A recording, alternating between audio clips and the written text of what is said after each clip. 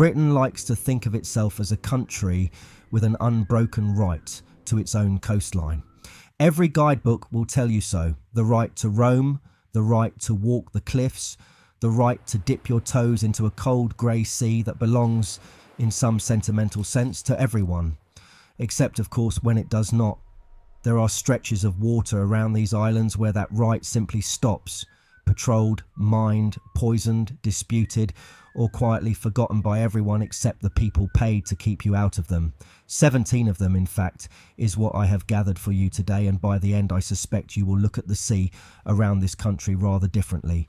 Subscribe if you haven't already, and let's begin. Number 1. Maplin Sands off Foulness Island, Essex. Foulness is technically an island, though you would struggle to notice from the mainland side of the bridge, which is the only way in, and which the Ministry of Defence can close whenever it fancies, with no obligation to explain itself to the handful of residents who still live there. In front of the island, at low tide, the sea withdraws for miles, leaving behind Maplin Sands, a vast silver, apparently empty expanse of mud and sand that has been used to test British weapons since the Great War. There used to be an older way onto the island entirely, a raised path across the sands called the Broomway, marked only by wooden posts used for centuries before the modern bridge existed. It has drowned more people over the years than most of Britain's cliffs put together because the tide here does not creep in politely the way it does on a gentle beach. It comes across those flats faster than a person can run, from several directions at once, and by the time you notice it, the decision about whether you get off in time has usually already been made without you. Today the sands belong to Chinetti Q, descendant of the old government testing establishment at Ness, and live firing still takes place on them with some regularity. Unexploded ordnance washes up on the foreshore often enough that walkers are warned, quite bluntly, never to touch anything metal and interesting looking that the tide has left behind. The village on the island itself, a place called Churchend, has fewer than 200 residents, most of them descended from families who have farmed there for generations, entirely used to the sound of distant explosions and the occasional evacuation notice pinned to the community hall door. It is a place, in other words, that can kill you two entirely different ways, weather and ministry permitting, and it has been doing so patiently for well over a century. Number 2, Cape Wrath, Sutherland. Cape Wrath is the most northwesterly point of the British mainland, and the name sounds appropriately biblical, though it is in fact a corruption of the Old Norse word for turning point, used by Viking sailors navigating round the headland rather than any suggestion of divine fury. A disappointing bit of etymology I feel obliged to share, even though the dramatic version is more fun. Behind the lighthouse stretches the largest live firing range in Western Europe, a vast tract of moorland and sea cliff used by the Royal Navy, the RAF and NATO allies for naval gunfire support, aerial bombing practice and exercises that occasionally involve live ordnance dropped from the air onto targets a stone's throw, relatively speaking, from open water. The waters directly offshore are closed to shipping during these exercises, sometimes for days at a stretch, and the danger area appears on marine charts with the sort of red hatching that tells any sensible fisherman to be somewhere else entirely. You reach the cape itself, even now, by a small passenger ferry across the Kyle of Durness, followed by a minibus along 11 miles of single-track road that the Ministry of Defence is once again entitled to close without warning whenever training requires it. It remains one of the most isolated inhabited points in Britain, and one lighthouse keeper's diary from the site, recorded I believe sometime in the last century, described the posting as the loneliest work in the country. Having seen photographs of the place in winter, I am inclined to agree with him, and I have never once had to fire a naval gun to earn my dinner. The lighthouse itself is automated now, watched over remotely rather than by a resident keeper, which strikes me as a small mercy for whoever held that particular job last, out there at the very edge of the map, with nothing but sheep, gunfire and the Atlantic for company. Number 3, Scapa Flow, Orkney. Scapa Flow is one of the great natural harbours of the world, sheltered and deep enough to hold entire fleets, which is precisely why the Royal Navy used it as its main base during both World Wars. In June of 1919, it briefly became the resting place of the entire interned German high seas fleet when Admiral Ludwig von Reuter, believing negotiations at Versailles had collapsed and that his ships were about to be seized permanently by the British, gave the order to scuttle his own fleet rather than hand it over intact. 74 vessels went to the bottom that single afternoon in what remains one of the largest acts of self-destruction in naval history. Most were salvaged for scrap in the decades that followed, an extraordinary feat of marine engineering in itself, but several remain on the seabed today, alongside the wreck of HMS Royal Oak, torpedoed by a German U-boat that slipped into the supposedly impregnable anchorage in October 1939, killing over 800 men, many of them boy sailors barely out of their teens. Royal Oak is a designated war grave under British law. Diving on her is prohibited entirely, and the Ministry of Defence still monitors the wreck for the fuel oil that occasionally rises to the surface. 8 decades later, a slow black reminder that some graves are never quite finished grieving. The other wrecks scattered across the flow can be dived, but only under licence by divers with the correct qualifications in conditions Orkney does not always feel inclined to provide. Divers who have been down to see what remains describe vast rusted hulls looming out of the gloom, still recognisably ships after a century underwater, gun turrets and boilers slowly becoming reef for cold water anemones and shoals of pollock that have never known the vessels as anything other than home. It is in its way a battlefield preserved not by fences but by cold water, careful law and a very British sense of what ought to be left alone. Number 4. Orford Ness, Suffolk.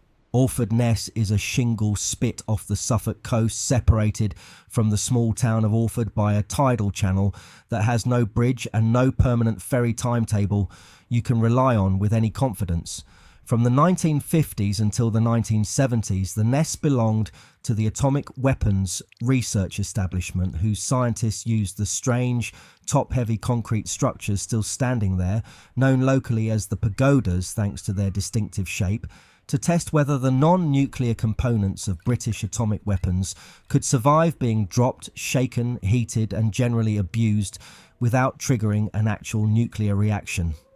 One assumes the testing was successful, given that Suffolk remains to this day entirely intact.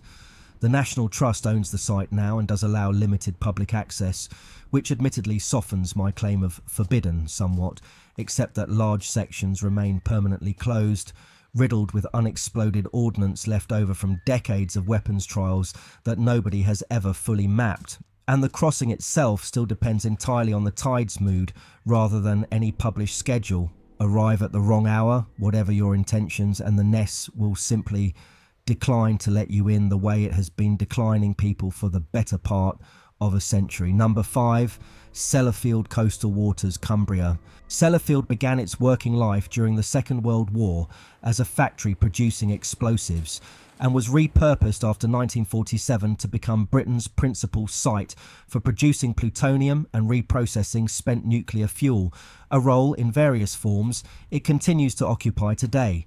The coastal waters immediately off the site are subject to permanent exclusion zones enforced by armed police, a level of security you don't tend to encounter on the rest of the Cumbrian coast, whatever your opinion of the local scenery. For decades, the plant discharged treated radioactive waste directly into the Irish Sea under licence, and at one point Sellafield's discharges made it, by some measurements, the most significant source of man-made radioactivity in that particular body of water, a fact the Irish government raised with rather persistent diplomatic irritation across several decades. Regulation has tightened enormously since those years, and the sea nearby is nothing like the glowing tabloid horror some newspapers once implied, but you will not find a pleasure boat permitted to loiter off that shoreline even now, and you will not find a single local who considers that unreasonable. The site itself remains one of the largest employers in West Cumbria, a strange kind of quiet civic pride sitting alongside decades of caution about the water lapping at its edge. Number 6, Faslane and the Gare Loch, Argyll and Bute. Somewhere beneath the surface of the Gare Loch, on any given day of the year, sits at least one Vanguard-class submarine carrying the whole of Britain's nuclear deterrent. the entire nation's capacity for nuclear retaliation, floating quietly under a sea lock that most people in this country couldn't confidently point to on a map. HM Naval Base. Clyde has occupied the site since 1968, and the loch itself functions as a permanent exclusion zone, patrolled around the clock by the Ministry of Defence's own dedicated police force in fast interceptor boats that do not ask twice before approaching anything they don't immediately recognise. Just outside the perimeter fence, the Faslane Peace Camp has sat continuously since 1982, making it one of the longest running protest camps anywhere in the world, which tells you something about both the strength of feeling the base provokes and the sheer permanence of the base itself. 4 decades of protest against 4 decades of unmoved policy. The camp has survived evictions, court cases, and roughly 4 decades of Scottish winters in an assortment of caravans and benders, and it shows no sign whatsoever of packing up while the submarines remain. Nobody, least of all me, has settled the argument over whether those submarines make Britain genuinely safer or simply give it something extraordinarily expensive to worry about at 3 a.m. I have my own opinion on the matter. I'll keep it to myself, as an old man occasionally learns to do. Number 7, Plymouth Sound, Devon.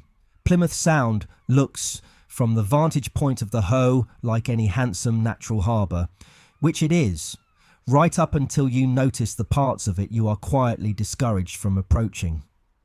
HM Naval Base Devonport, tucked into the Hamoaze upriver, is one of the Royal Navy's 3 core bases and the only one in Western Europe equipped to refit and refuel nuclear-powered submarines, a job that requires handling nuclear material in close proximity to a working city of some 250,000 people.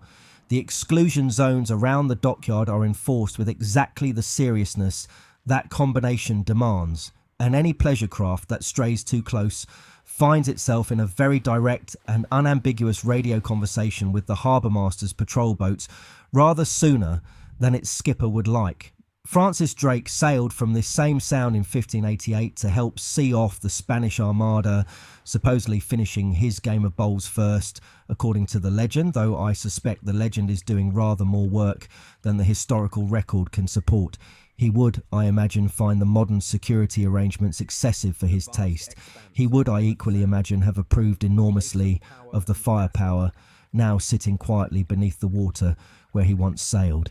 If you've made it this far and you're still with me, like tells YouTube, there are more of us than they think. Number 8, Rockall. Rockall is not so much an island as a geological insult to the concept of land. A lump of granite some 25 metres wide, rising 30 metres out of the North Atlantic, more than 300 kilometres from the nearest point of the Scottish coast. In September of 1955, a Royal Navy landing party came ashore by helicopter from HMS Vidal and formally annexed the rock for the Crown in what is often described as the last territorial acquisition by British armed forces anywhere in the world, a strange little postscript to the age of empire, achieved with a Union flag, a plaque, and a great deal of seasickness. The trouble is that Ireland, Iceland and Denmark have never fully accepted the legitimacy of that claim, and the fishing and mineral rights in the surrounding waters have caused genuine, occasionally heated diplomatic friction across several decades over precisely who is entitled to catch what and where the boundary actually sits. The seas around the rock are among the most violent anywhere in the North Atlantic, routinely battered by swells that would trouble a far larger vessel than anything likely to attempt a landing, and setting foot on the summit remains, even now, an achievement attempted mostly by endurance record seekers rather than casual tourists. Several have lived up there for weeks at a time in tiny survival capsules bolted directly to the rock, purely to make a point about sovereignty or fundraising, or in 1 or 2 cases both simultaneously. I admire the commitment involved. I do question the holiday choice. Number 9, Gruinard Island and Gruinard Sound, west of Ross. In the summer of 1942, government scientists from Porton Down took a small, unremarkable island off the northwest coast of Scotland and turned it into one of the most contaminated pieces of land in British history, releasing anthrax spores over a flock of sheep to test in grim wartime earnest whether biological weapons could realistically be deployed against Germany. Every sheep involved in the trial died within days. The island itself was quarantined for the next 48 years, its soil so thoroughly infected with anthrax spores that the government eventually classified it as too dangerous even to approach without protective equipment. Decontamination finally took place in 1986, a process involving several hundred tons of formaldehyde solution diluted in seawater and sprayed across the entire island's surface, and Gruinard was formally declared safe in 1990. A milestone marked rather touchingly by the government selling the island back to descendants of its original owners for the token sum of £1. Soil samples were taken periodically throughout the 80s to confirm the spores were genuinely gone before anyone was willing to sign off on the sale, and the government of the day was, by most accounts, thoroughly relieved to finally close the file on an experiment it had spent decades trying not to discuss in public. The surrounding sound is entirely navigable now, and the island itself can technically be visited by anyone determined enough to arrange it. But I don't know many locals who choose to moor there for a picnic, even now, nearly a century after the sheep. Some poisons take a very long time to stop looking suspicious, whatever the official paperwork happens to say. Number 10. The waters around St Kilda, Outer Hebrides. St Kilda is one of only a small handful of places on Earth recognised by UNESCO for both its natural and its cultural significance simultaneously, and it was, until 1930, home to a community that had lived on those remote cliffs for perhaps 2,000 years before finally requesting evacuation, once the old way of life, dependent almost entirely on seabirds, ropes and extraordinary nerve, became genuinely unsustainable. The last 36 islanders left aboard a naval vessel, taking one final look at a home their ancestors had occupied since roughly the Bronze Age. Today the archipelago belongs to the National Trust for Scotland, but landing there is tightly regulated by permit, and the surrounding waters are further complicated by a Ministry of Defence radar tracking station built to support the missile testing range on nearby Benbecula, which restricts certain approaches and activities around the islands during testing periods. Boat operators require formal permits. Visitor numbers are capped each season. A handful of National Trust volunteers and a small military detachment remain the only people living there today, watching over stone cleats and abandoned cottages that once sheltered a way of life found nowhere else on Earth. It is perhaps the gentlest entry on this list, restricted not out of danger or military secrecy, but out of something closer to conservation, a deliberate attempt to stop the last inhabited outpost of that extraordinary 2,000-year story from being loved into ruin by the rest of us showing up all at once. Number 11, the Needles Waters, Isle of Wight.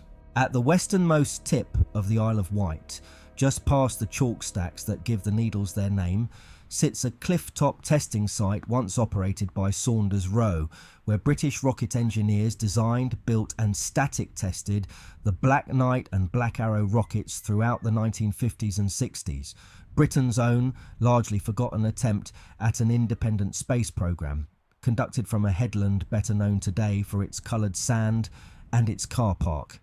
During live test firings, the waters directly below the cliffs were closed to all shipping, a modest precaution given how limited Britain's rocket ambitions eventually proved to be by international standards. Black Arrow did in fact succeed, in October 1971, in placing a small British satellite named Prospero into orbit, launched from a British-built rocket flying out of a British base in Australia.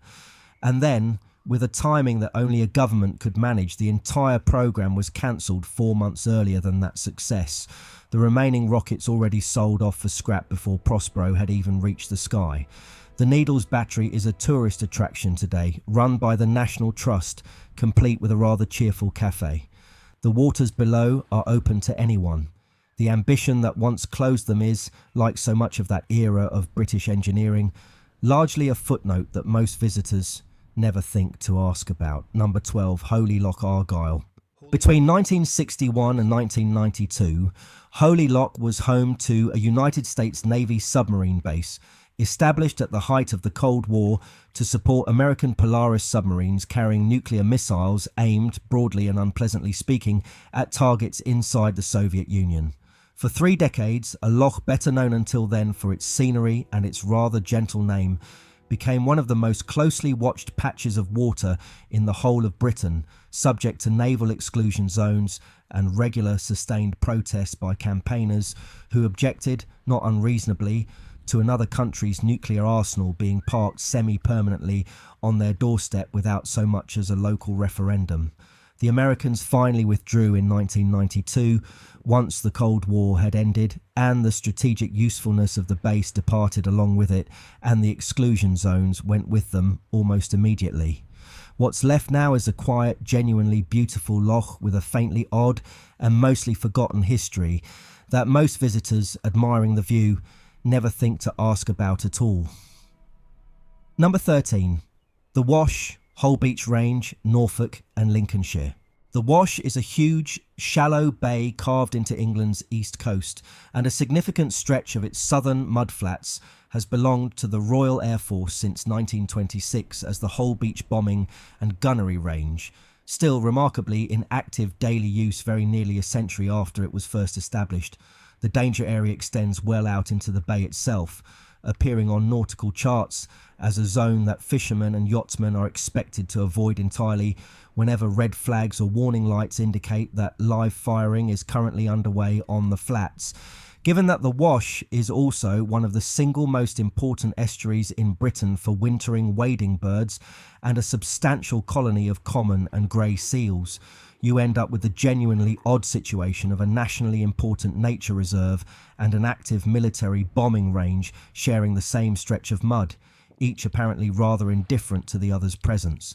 Conservationists monitor the wader populations closely each winter regardless, and the arrangement has apparently held for decades without either side, bird or bomber showing much inclination to move elsewhere. The birds, I'm reliably told, have adapted to the noise considerably better than any human newcomer manages on their first visit. Number 14, Eskmeals Range, Cumbria. Eskmeals sits on the Cumbrian coast, a narrow spit of dunes and shingle that has been used for ballistics testing since before the First World War, and remains even now one of the principal sites in Britain for testing military ordnance and, in more recent decades, civilian and police ammunition against agreed safety standards. The range extends its danger area out into the Irish Sea, closed to all shipping during active firing periods, and the surrounding dunes host a genuine nature reserve that operates on a rather awkward long-standing truce, with the explosives being tested only a few hundred metres away across the fence line. Local sailors learn to check the range's firing schedule the same unthinking way the rest of us check tomorrow's weather forecast, a simple, permanent part of planning any day out on that stretch of coast. Number 15. Kirkwood Bright Training Area, Dumfries and Galloway. Along the Solway coast, the Ministry of Defence has operated a firing range at Kirkcudbright since the Second World War, used over the decades for testing everything from conventional artillery shells to, more controversially, depleted uranium anti-tank ammunition. The coastal waters here fall under a permanent, legally enforced danger area, and access is restricted both on land and at sea whenever the range is active, which by all accounts is fairly often. Depleted uranium is not classified as nuclear material in the way the name sometimes leads people to assume, but it is a dense heavy metal with its own well-documented health and environmental concerns, and its use here has drawn sustained criticism from environmental campaigners for years. The Ministry of Defence maintains that testing has always been conducted safely and responsibly. Others remain quite genuinely unconvinced. Nobody, as far as I have ever been able to establish, has entirely closed that particular argument on either side, and I doubt they will while the range itself remains in active use. We've covered a fair stretch of forbidden coastline already. Next time we go beneath the ground itself, into the tunnels, and bunkers Britain would rather forget it ever built. You won't want to miss it. Number 16. Dundrennan Range, Solway, Firth. Just along the coast from Kirkcudbright sits Dundrennan, a second Ministry of Defence range, and the site most closely associated with British depleted uranium testing since the early 1980s. Many thousands of rounds fired out into the Solway Firth over the decades. The overwhelming majority of them never recovered from the seabed, and by most accounts, never likely to be. The Scottish Environment Protection Agency has monitored the site closely for years amid ongoing concerns about heavy metal contamination migrating slowly along the coastline with the tide. Cleanup efforts have been proposed more than once, though full recovery of an entire firing range's worth of embedded rounds buried in seabed sediment is, by any honest engineering assessment, an extraordinarily difficult and expensive undertaking, and nobody has yet volunteered to fund it in full. The waters remain a permanent exclusion zone to this day. Fishing boats give the whole Firth a wide and thoroughly practised berth, and have done for longer than most of their skippers can remember learning why. Number 17, the Bute Range, Inner Sound, Wester Ross. Between the Isle of Racy and the mainland at Applecross lies the British Underwater Test and Evaluation Centre range, Bute, to the people who actually work there, one of the deepest and most sheltered stretches of coastal water anywhere in Britain, and precisely the reason the Royal Navy chose it back in the 1970s to test submarines and torpedoes in conditions well away from prying eyes and any foreign listening equipment that might otherwise be lurking offshore. The range remains fully active today, tracking underwater trials for the Royal Navy and its NATO allies alike, and any vessel straying uninvited into the Inner Sound during a live exercise can expect a swift, polite and entirely unambiguous escort back out again within minutes. Local fishermen around Applecross have grown so accustomed to the arrangement over the decades that they can generally tell, from nothing more than the movement of support vessels in the Sound, roughly when an exercise is about to begin, long before any official notice reaches them. It is, in its own quiet way, one of the most genuinely secretive stretches of water left in the country, hidden not behind fences or painted warning signs, but simply behind the sheer, understated remoteness of the Highland coastline, which, as it turns out, is sometimes all the secrecy a nation actually needs. And there you are, 17 stretches of British water that will not have you, whatever your reasons for wanting in. Some guarded by soldiers with a genuine mandate to stop you, some by poison long since scrubbed away but never quite fully trusted again, some by nothing more elaborate than a tide that simply does not care whether you understand it or not.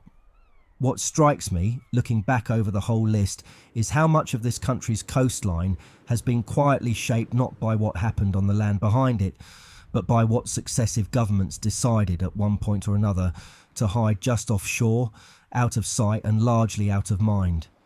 We are an island nation that spent the better part of the 20th century testing its worst and most dangerous ideas at the water's edge, and then asking the sea, very politely, to keep the secret afterwards. It mostly has, and it has done so far more reliably, I sometimes think, than any government department ever managed to on its own. Whether it always should have is, I suspect, a rather longer conversation than we have time for tonight.